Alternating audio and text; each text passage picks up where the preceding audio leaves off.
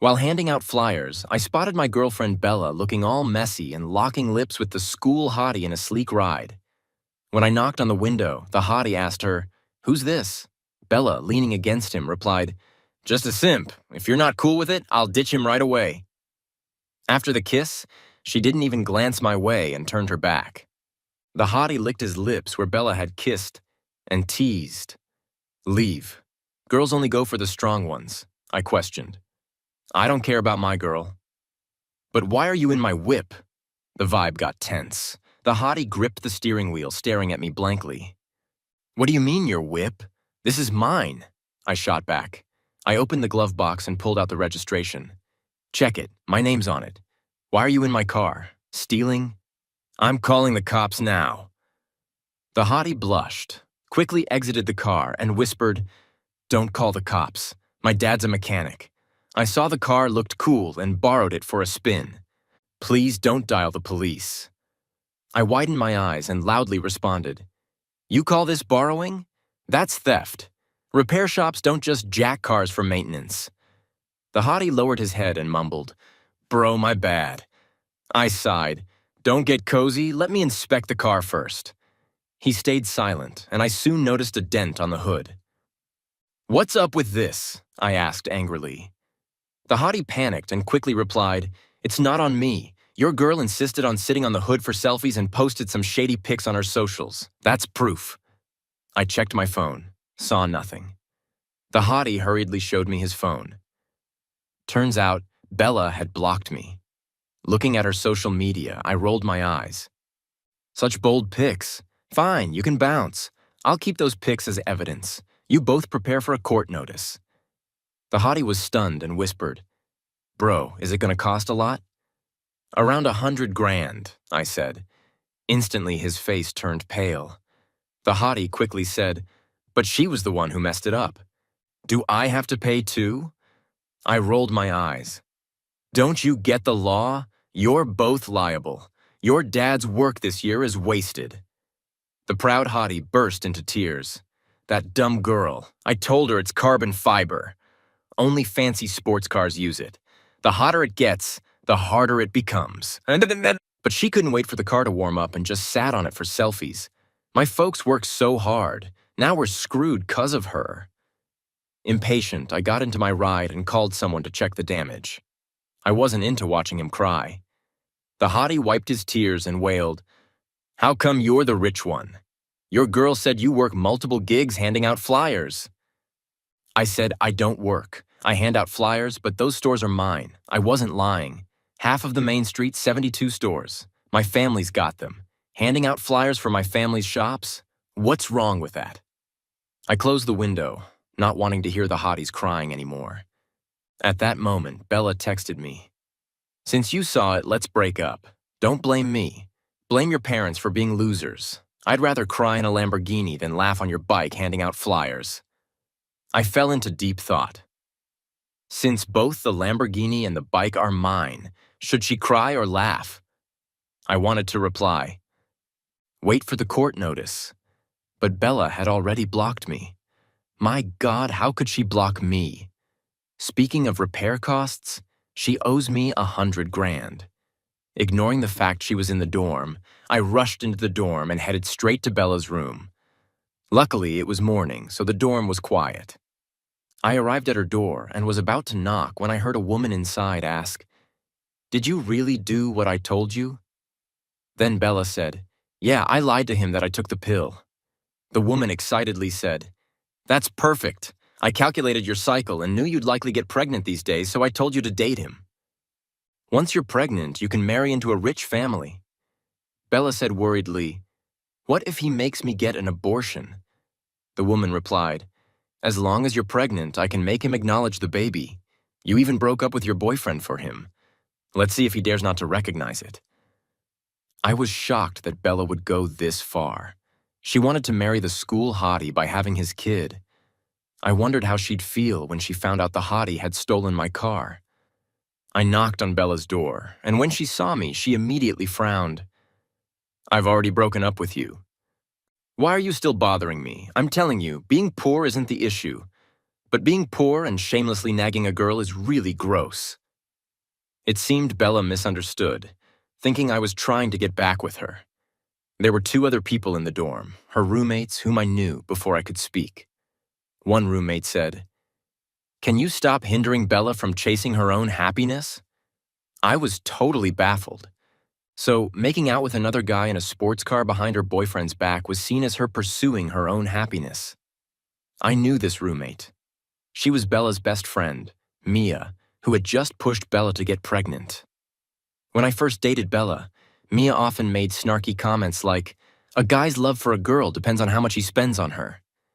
Because of Mia's instigation, I had given Bella many gifts. Now, I was here to get those gifts back. I said, "We can break up, but the phone you're using is mine. You should return it." I didn't mention that the sports car was mine, because knowing Bella's nature, she might cling to me shamelessly. I had to get my stuff back first. Bella immediately frowned and coldly said, "So you're such a petty person. Can't you consider my feelings?" I was speechless. "It's not that I'm petty, but you've already wronged me. Why should I care about your feelings?" Mia suddenly covered her mouth and laughed. She said, "Can't you see through this poor guy's trick? Asking you to return the gift is just a front. He really wants to make things tough because he can't handle the breakup." Bella sneered, "So that's it. You think if I can't handle returning the gift, I won't break up with you, right? Forgot? My current man is loaded." She lifted her head proudly, and Mia added fuel to the fire. "Don't worry, sis, I just checked. Jake's Lamborghini cost millions. Buying you a new phone is nothing to him." Bella laughed and said, "I can return the phone, but let me make one last call. I'll show you why I broke up with you, because the gap between you and a rich guy is so wide you'll never close it in your life." I wondered if the rich guy she was talking about was Jake. I remembered when I sent the car to Jake's house for maintenance. His dad sighed and said, "Making money was tough these days, and what they earned wasn't enough to cover rent." Bella made a call, and Mia quickly said, "Put it on speaker so he can hear. Let him know the gap between him and others." Bella nodded and, seeming to show off, put the call on speaker. As soon as the call connected, she pitifully said, "Bro, my boyfriend came to break up with me and wants me to return the phone he bought me. Without the phone, how can I reach you?" But Jake didn't take it well. On the other end, Jake yelled angrily, "You damn bitch, don't let me see you again, or I'll beat you every time I see you." Instantly, both Bella and Mia were stunned. The call was cut off abruptly, and Bella stared at her phone. Unable to speak, Mia quickly reacted. She angrily grabbed a book from her bed and threw it at me, shouting, "Did you talk trash about my bestie downstairs?" When Bella heard this, she was furious and started shaking. "Yeah, he wasn't treating me like this before. You must have slandered me. How despicable and gross can you be?" I impatiently said, "I didn't badmouth you. Just give me back my stuff." "If you didn't slander me, why would he suddenly treat me like this?" I was speechless because Bella had posted flirty selfies sitting on the hood of his car. Jake ended up in debt due to his family's income. How could he not be angry? Mia sneered. "That's why I told you to be brave and date Jake. 'Cause I already saw through this poor loser. He only knows how to play dirty behind your back." Disgusting simp. I asked, "So you're saying you were part of her betrayal?" "Right," Mia snapped. "Betrayal. My best friend was in a mess. Of course, I had to pull her out. Should I let her sink into marrying you? She'll thank me forever." Bella grew impatient and coldly said, "You can have the phone back, but I have one condition. You immediately apologize to Jake and admit you lied about me." Mia cursed. "Yeah, even if you have to kneel and apologize. Clear my best friend's name." I took the phone and continued. "Why should I apologize for something I didn't do? And we haven't settled our accounts yet." I walked into the room and sat at the desk to start calculating. Throughout our relationship, I had given Bella many gifts and transfers. I wanted them all back. Bella said disappointedly, "My friends are all here. We once loved each other. Do you really want to embarrass me like this?" I ignored her and continued calculating. Mia suddenly took a photo of me with a face full of disdain and said, "Today I met the ultimate loser. I'm posting this on my socials right now and exposing you. You'll be socially dead." I thought she was just threatening, but when I took out my phone to check, she had actually posted it. She posted my photo with the caption, "OMG, girls never date a poor guy. The poorer they are, the more trouble they cause. My bestie got stuck with one. It's scary." I frowned and said, "This is a personal matter between us. Why keep mentioning being poor? Might as well label gold digger on your face." Mia sneered, "Yeah, I do like rich guys. Do you have the right to be jealous? If you were rich, you'd be scolding me now, not the other way around. Look at yourself, pathetic." Mia got more agitated, walked to the window, and pointed downstairs. She said, "Rich dudes drive million-dollar Lambos and have big ambitions and career goals. Poor losers just sit here calculating, making the girls who love them feel sick." Another roommate finally spoke up. "Bella, why don't you just pay him back? This is your fault in the first place." Instantly, Bella's expression changed. Bella asked, "What do you mean? Are you taking his side?" Mia sneered, "Isn't it obvious? You found a boyfriend with a Lamborghini and she's jealous, so she purposely insults you, slanders you." The roommate's face turned red with anger. "Don't falsely accuse me. I knew this girl. She was a poor student named Zoe before. When Bella wanted to show off, she had me buy desserts for everyone in her dorm. But Zoe refused to take them, saying she couldn't accept something she didn't earn. That left a deep impression on me." Bella sighed and said, "Zoe, I know you're poor and rely on student loans and scholarships to study. I get if you resent the rich, but you know what? Being a good person is more important than good grades." Zoe's eyes widened in disbelief. "Are you saying I'm not a good person?" I was completely stunned. Zoe was diligent and hardworking, excelling in character and academics. And Bella? She had just been making out with the rich guy in a car, right in front of me. Her boyfriend. She dared to say Zoe didn't know how to act. "What kind of nonsense are you spouting?" Mia sneered. "I know your type. Poor simp girl. You know he broke up, so you're pretending to be a pretentious flirt to win his favor. You know you have no chance with a guy who drives a Lamborghini, so you don't even let a guy who earns $3K a month handing out flyers pass." Zoe was so mad she clenched her fists and stood up. "I also work part-time as a tutor and earn $2K a month." Mia looked at her with disdain.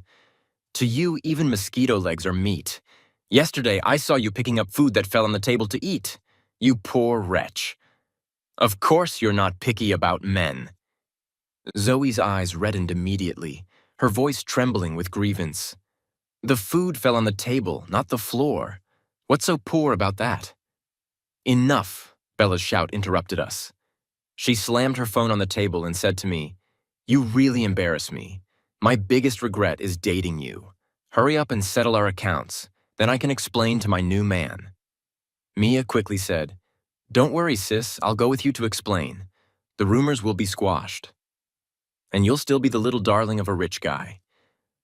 I couldn't be bothered with these two anymore and focused on calculating our accounts. Of course, I didn't include the repair costs of the sports car. I was afraid Bella might shamelessly try to reconcile with me. In the end, I figured it out. In the year we dated, I had given Bella gifts and transfers totaling $18K. After doing the math, I was stunned. Dating really costs a lot. I only spent a few hundred a month on living expenses. I didn't realize it until I calculated it. Not only was I shocked, but Bella and Mia were also a bit stunned. After all, they were students. Where would they get over $10K? At first, they didn't believe it, but after checking several times, they finally confirmed my calculations were correct. Bella looked a bit troubled. "$18K? I can't come up with that right now." Mia panicked and quickly said, "Don't freak out, sis. I'll help you pay it back. Your attitude towards this loser now will determine how the hottie sees you. Even if we have to borrow from loan sharks, we'll pay the money back. You need to cut ties with this poor guy to have a chance to marry into a rich family." Bella was eventually swayed by Mia's words. She nodded and said, "Okay, we'll find a way to borrow it." My family mustn't know, or my parents will kill me. I didn't know what to say. If 18K would get her killed, what would happen when the nearly 100K repair bill for the sports car got sent to her house? Her parents would probably want to grind her bones to dust. Bella and Mia immediately started contacting people to borrow money. Surprisingly, it was quite easy for them to get loans. Classmates each gave a few hundred, lending it to Bella. Even Bella was amazed at how easily she could get the money. She couldn't help but say, "I have a good rep. Everyone's willing to lend me cash." Mia laughed. "It's because of your selfies on social media. You're sitting in a sports car worth millions. Of course, people are willing to lend you this small amount." Bella suddenly realized, "See that? That's the true charm of a real man, making everyone admire him and lend me money, hoping to befriend him. If I were still with you, would anyone help me when I'm in trouble?" Mia sneered. Trouble. Being with him is already the biggest disaster in life. They kept borrowing money and finally managed to collect over 8K. But there was still a 10K gap. Mia gritted her teeth and said, "I know a guy from the underworld. He can lend me the money, but if we can't pay it back, it'll be terrible." Bella asked worriedly, "What if we can't pay it back?" Mia replied, "Don't worry about that now. Your new boyfriend is so rich, 10K is nothing to him." Mia quickly contacted the so-called underworld person who seemed like a professional private lender. He handed over 10K without hesitation. After they gathered enough money and returned it to me, Bella threw the phone at me angrily and said, "Satisfied now? Get lost. From now on, we should have nothing to do with each other." I nodded and turned to Zoe, saying, "Can you come out with me for a moment?" Zoe looked at me in surprise, seemingly not understanding why I was calling her. Mia immediately sneered. I knew these two had something going on. As soon as you paid him back, they hooked up. I felt a wave of helplessness. The reason I wanted to talk to Zoe was that she worked in the student council and had the contact directory. Since I planned to send a court summons to Bella's family, I definitely needed her home address. Zoe blushed deeply, lowered her head, and followed me out. Mia mocked again. "You're really following him out? You only deserve Bella's leftovers." Zoe was almost in tears. "I don't have any such intentions." Mia cursed. "Pretentious flirt. Keep pretending. No wonder your family is so poor. It's genetic. Look at you trying to please even a guy who hands out flyers. And you're so indiscriminate. It's clear what kind of people your parents are." Bella looked at us with disdain and sneered. "Good thing I broke up with him. This useless man is all yours. Let me give you a word of advice. A whore and a dog. May they last forever." I led Zoe out of the dorm and into the hallway. Zoe whispered, "I only spoke up because I was angry. Don't read too much into it." I nodded. "I know. You have to get scholarships and work as a tutor. You don't have time for romance." Zoe asked curiously, "Then why did you ask me to come out?" I said, "I know you have the contact directory. Can you give me Bella's home address?" Zoe immediately panicked. "What do you plan to do? Don't do anything reckless." She seemed very worried and even grabbed my hand in her anxiety. Zoe looked into my eyes and said seriously, "We may be poor, but we have dignity. Others are at fault, but don't ruin your future because of their mistakes." The atmosphere grew silent, and I didn't know how to respond. Did this girl think I was planning to go down with Bella's family? Zoe then realized she had grabbed my hand in her haste. She quickly let go, blushing. "You're hardworking and determined. You deserve a better life. I believe that in 10 years, Bella will regret her choices." I said, "It won't take 10 years. I've already had the dealership assess the damage. If her family lives in the city, she'll regret it soon." Zoe was stunned and asked, "What do you mean?" I said, "The sports car downstairs was mine." She stared at me, dumbfounded. I explained everything to Zoe. She was speechless again. It wasn't until I showed her the car registration that she believed it was true. When Zoe went to get the contact directory, she walked as if in a daze, probably thinking she was dreaming. Soon, she sent me Bella's home address. Surprisingly, it was just a few kilometers from the dealership. What a coincidence. Right. I called the dealership, and they told me they'd deliver the damage assessment within 10 minutes. Wait, I suddenly remembered. Bella had given me back her phone. How would I contact her for debt collection later? I decided to temporarily return the phone to her. I went back to Bella's dorm. When she saw me return, she asked irritably, "Why are you back?" I said, "I know you don't have a phone. You can borrow this for a couple of days." Mia immediately clutched her chest, pretending to retch. "I'm gonna puke. I was right. This simp is doing it on purpose. Trying to play this game again, off again, on again with you." Bella snapped, "Do you really take me for a fool? Can you stop pestering me? You're embarrassing me in front of my friends." Just then, Mia's phone rang. Mia took out her phone and said, puzzled, "Bella, why are your parents calling me?" I was taken aback. The dealership works fast. It seemed Bella's parents couldn't reach her, so they contacted Mia. Bella took the phone and asked, "Mom, what's wrong?" This time, Bella didn't put the call on speaker, but her mother's yelling was loud and clear. "Don't call me Mom. Do you know how much your father and I make? You've ruined us." The sudden scolding left Bella stunned. She quickly said, "Mom, what did I do?" Bella walked to the corner of the dormitory with her phone. As she talked, she suddenly burst into tears. Mia hurriedly asked, "Sis, what's wrong?" Bella sobbed, "I know why Jake suddenly got mad at me. I dented his car by sitting on it, and now he wants my family to pay. The estimated cost is $137K. Where's my family going to get that kind of money? The bill was sent to my house. My mom said she took a picture and sent it to me. She told me to check my phone." Bella couldn't stand it anymore. She sat down on the bed in a daze. Mia bit her lip and said, "Don't panic. I might have a solution." Bella asked, "What can you do?" Mia said, "At this point, we need to see if you're pregnant. If you are, and you're carrying his child, would he really dare to ask you for the repair costs?" Bella immediately nodded. "Right. Even if he doesn't care about me, he has to care about the baby."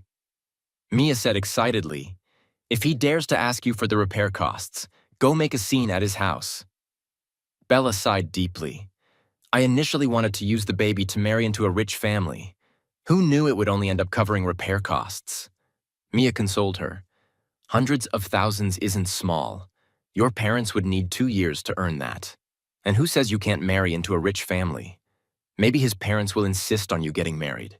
They'll cover the repair costs and might even gift you a car." I wondered if I should remind Bella out of past affection about her getting pregnant with Jake's kid. It certainly wouldn't exempt her from the repair costs. I started to speak. But before I could say anything, Bella shot me a venomous look. She walked over, snatched the phone from me, and said, "Don't say a word. Get lost. I don't want to hear your voice. I'm already in a bad mood." Mia also snapped impatiently, "Yeah, can you get lost? We're trying to figure out how to calm Jake down." I awkwardly said, "How about you read the documents first?" Mia yelled at me, "Get lost, loser. We have nothing to talk about. If you keep pestering Bella, we'll accuse you of harassment and see you in court." I nodded. "Since you said that, fine. After all, we were going to see each other in court anyway." Bella had already picked up her phone and sent a voice message to Jake. "Please come downstairs to my dorm. I want to talk to you. Please." Jake quickly replied, and she played the voice message. I heard Jake's voice. "Sure, you slut. I want to talk to you too. Come down now." Bella put down her phone and worriedly asked Mia, "With that attitude, will he really forgive me?" Mia said, "Go down and beg him. I'll go with you." Mia helped Bella up and glared at me. "Get out of the way." I ignored her and turned to leave the dormitory. Just as I was about to go downstairs, Zoe returned. Bella and Mia walked past Zoe, heading in front of us, seeing me. Zoe quietly asked, "Will you make Bella pay a lot of money?" I said, "I won't extort her. She should pay what she owes, but I'm thinking—" Zoe asked, "Thinking what?" I said, "Seems like they're begging the wrong person. Won't it be awkward?" When we got downstairs, Jake was already there. The most noticeable thing was the slap mark on his face. He was standing by the roadside, crying and wiping his tears. If I'm not mistaken, he must have told his dad about what happened and got some fatherly support. Bella and Mia were dumbfounded at the sight. Mia said, seriously, with all the money his family has, he needs to cry like this. Bella said, maybe he really loves that car. When I dated him, he always took great care to protect it. Mia sighed. They say a car is a man's second wife. Must be true. I rolled my eyes. I don't treat my car like a wife, and why wouldn't he protect it? It's my car. Bella quickly approached him, looking pitiful. Baby, let me explain. Explain to your grandfather. You bitch! Jake finally couldn't hold back his frustration. He rushed forward, grabbed Bella's hair, and slapped her hard across the face. Neither Bella nor Mia expected Jake to hit her. Mia hurried over to try to break it up, while Bella, feeling wronged, said, Baby, hit me if you're upset. It's my fault. I'll never do it again. Can I make it up to you for the rest of my life? I don't need your compensation. Jake was so angry he started punching Bella in the face. As he continued hitting her, both Bella and Mia realized something was seriously wrong. The students watching were all shocked. Just a moment ago, Bella was stepping out of a sports car admired by everyone. Now, in front of all these people, she was being beaten by Jake, who had her by the hair, punching her face repeatedly. Mia shouted anxiously, You're hitting her too hard. She's a girl. Jake hit so hard he knocked out one of Bella's front teeth. Bella, missing a tooth, covered her mouth in disbelief and spit out some blood. She quickly bent down to pick up the tooth, crying out, Stop hitting me, my tooth is knocked out. Mia, go get some milk. I nodded and said, Smart, if you put a knocked out tooth in milk quickly, there's a chance it can be reattached. Zoe turned to me, saying incredulously, Are you taking pleasure in this? I said, How could I? We were in love once. Seeing her like this makes me sad too. Zoe asked, Then why are you smiling? I said, I'm just naturally cheerful. People who smile often tend to have good luck. During this beating, Bella finally remembered me covering her mouth. Bella cried out to me, You're really not a man. Look how badly I've been beaten, and you still won't help me. I replied seriously, You just told me not to harass you, or we'd meet in court. Jake, who seemed overwhelmed earlier, finally noticed me when I spoke. He let go of Bella and walked toward me. Mia quickly said, Jake, I know you're upset, but do you know how much Bella has suffered for you just now? This loser was bullying her. If she didn't love you so much, would she have put up with this?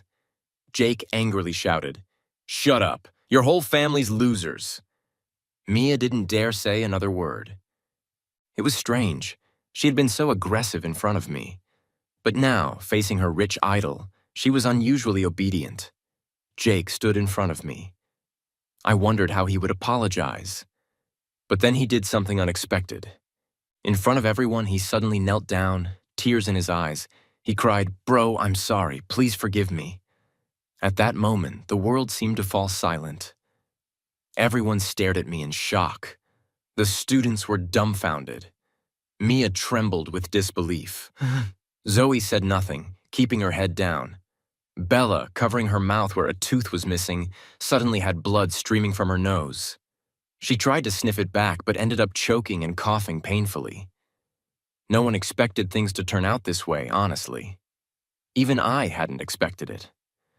I sighed and said, If you knew this would happen, why did you do it in the first place? Mia asked in a daze. Why are you apologizing to him? I said softly, Yes, tell everyone why you're apologizing to me. Jake, still crying, said, I shouldn't have stolen your car to show off. I shouldn't have stolen your girl. I'm despicable and gross. Please forgive me. I told my dad, but he said our family's already struggling with rent and can't pay for the damages. I nodded and said, Your dad works really hard. That's why I sent my car to your family's repair shop. Who would have thought such a diligent mechanic would raise a son like you? Jake broke down. I'll never do it again. If you can give us more time to pay, I'll do anything you ask. Bella was stunned. She muttered, What repair shop? What car maintenance? What's stealing a car? I said, the facts are right in front of you. Bella pointed at the sports car, her voice trembling. That car is yours. I nodded. Yes, it's my car. Her expression froze. Then her lips quivered as she burst into tears. How can you be the rich one? Weren't you the flyer guy? I do hand out flyers, but those are all for my shops. Ignoring her bleeding nose and missing tooth, Bella hurried to my side, limping. She grabbed my arm, crying, "Baby, let me explain." I said coldly, "I'm not your baby. We're already broken up." I reached out and placed my hand on Jake's shoulder. He swallowed hard, looking at me pleadingly. I said, "This is your fault, not your dad's. In fact, I should thank you because you showed me my girlfriend's true colors. You helped me, so I'll help you this once." I thought for a moment and continued, "You'll graduate next year, you can negotiate the compensation amount, and once you start earning, I'll let you pay it back over 3 years." Jake, surprised, asked, "Really?" I nodded. "Yes, it's your mistake, not your father's to pay for. But knocking out her front tooth is going to cost you a lot." Jake said viciously, "I'm not paying a cent. At worst, I'll go to jail and get a record. Anyway, I won't pass any civil service exams." I asked, "Are you really willing to go to jail rather than pay her a cent?" Jake replied, "Yes, this bitch doesn't deserve my compensation." I patted his shoulder hard and laughed. "See, now you're being sensible. I'll waive 1,000 as a reward." Bella was already dumbfounded. She whimpered, "Baby, I was really wrong. Can you give me another chance? It's all. She turned around quickly and pointed at Mia, cursing. "It's all because of this bitch." Mia didn't respond, her face blank. Bella cried, "You told me to do this. I loved my boyfriend so much. Why did I fall for your tricks?" I was tired of watching her drama. I said, "Remember to take the morning after pill. Don't actually get pregnant. It's not because I care about you, but I know with your personality, you'd definitely have an abortion if you got knocked up. I don't want an innocent life to be killed before it even sees the world because of your bad character." At that moment, Bella's face turned ashen. Mia suddenly started crying. "Are you not going to repay the money I just helped you borrow?" Bella completely turned on her. "You caused all this misery. Why should I pay you back?" Mia also broke down in tears. "I have to repay that money or I'll be beaten to death." I casually said, "If you're afraid of owing money to a loan shark, then just pay it back." Mia cried again. "Where am I supposed to get 10K? Zoe clenched her fists in anger. "You mock me for eating food off the table, but your own family doesn't even have 10K. You're poor too, so why do you bully other poor people? You deserve this." Mia sat on the ground, sobbing uncontrollably. I smiled at Bella and said, "Goodbye. Unless it's about repaying money, don't contact me, otherwise I'll charge you with harassment." I turned to Zoe and asked, "Since the bitch has been punished, how about we go have a meal to celebrate? You can ride in my car." Zoe replied, "Are you drunk in broad daylight? Why would I get in your car or have a meal with you?" Realizing she had a point, I awkwardly scratched my nose. I got into my sports car and drove off. Bella and Jake's family quickly reached an agreement, with both families paying half. It said that Bella was beaten half to death by her parents at home, even having her leg broken. It really was broken. She had to wear a cast. The worst part was that her leg didn't heal properly. She walked with a limp and might have to break it again to heal correctly. Feeling too ashamed, she didn't return for the last year of college. Mia, on the other hand, did return. But every time she did, people mocked her, calling her a traitor to the poor, to pay back the loan shark. Mia tried desperately to find a job, but her reputation preceded her, and no one wanted to hire her.